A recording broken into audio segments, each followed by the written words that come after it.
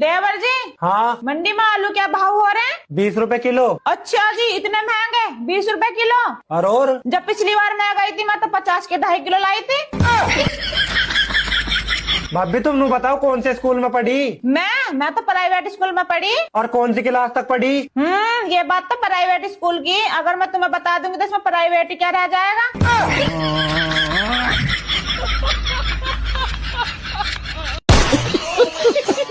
पति को सुबह उठाए पत्नी, पति के लिए खाना बनाए पत्नी, पति के कपड़े प्रेस करे पत्नी, पति के नखरे उठाए पत्नी, पति की माँ के ताने सुने पत्नी, पति के बाप की सेवा करे पत्नी, पति के बहन की खातिरदारी करे पत्नी, घर के सारे काम करे पत्नी।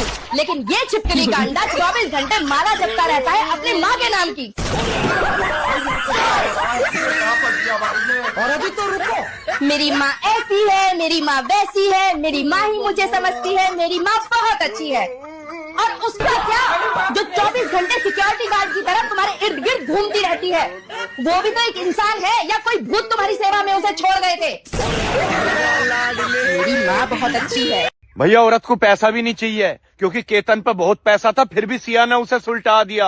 औरत को प्यार भी नहीं चाहिए क्योंकि सोरावर मुस्कान की लव मैरिज थी फिर भी मुस्कान ने उसे नीले ड्रम में पैक कर दिया। औरत को घूमना भी नहीं चाहिए क्योंकि राजा और सोनम घूमने गए थे फिर भी सोनम ने उसे धकेल दिया। मेरे पे तो न पैसा न प्यार, और मेरी लुगाई घूम में भी उस दिन है जिस दिन उसे चक्कर आ जा। फिर उसने मुझे जिंदा क्यों छोड़ रखा?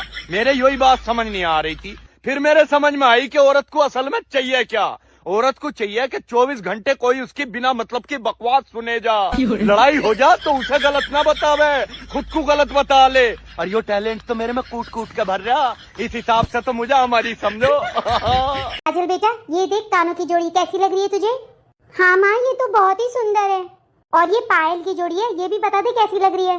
हाँ माँ, पायल भी बहुत सुंदर है, बहुत ही प्यारी डिजाइन है।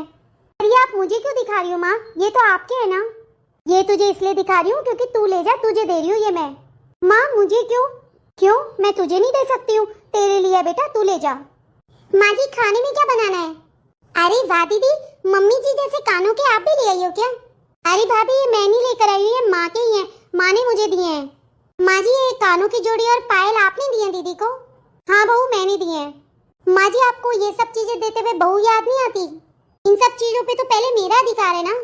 क्यों बहू, तेरा अधिकार क्यों है भाई? भाई मेरी मर्जी, मेरी चीजें मैं किसी को भी दूं, तुझे दूं चाहे मेरी बेटी को दूं, ये मैंने मेरी बेटी को दिया, मेरे मन से दिया है।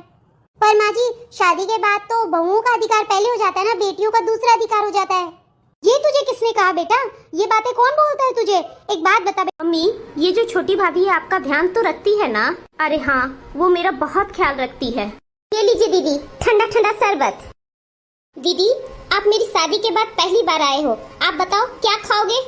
हाँ बेटा, ये छोटी वाली बहू है ना, सो बहुत अच्छा खाना बनाती है। तू बता दे तू क्या खाएगी? नहीं नहीं प्रिया, अभी मैं रुकूंगी नहीं। ज्यादा ये है ना तो मुझे थोड़ी सी हलवा बना के खिला दे। ठीक है दीदी, मैं अभी बना के ला देती हूँ। लेकिन दीदी आप रात तक रुकते ना तो बहुत मजा आता। प्रिया अभी तो टाइम नहीं है, पर अगले बार आऊंगी ना तो खूब मजे से तेरे हाथ के बने हुए खाना खाऊंगी। मम्मी, आपने प्रिया को सूट पहनने की इजाजत दे दी? अरे हाँ बेटा, उसे ना साड़ी में दिक्कत हो रही थी काम करने में। अच्छा किया मम्मी आपने।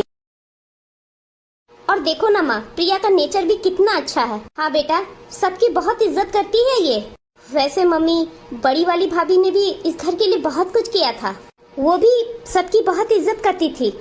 बहू ये ले अपने बच्चे को, संभाल अपने बेटे को अपने आप, मेरे पे नहीं संभाला जाता, तब देखो तब परेशान करके रखता है।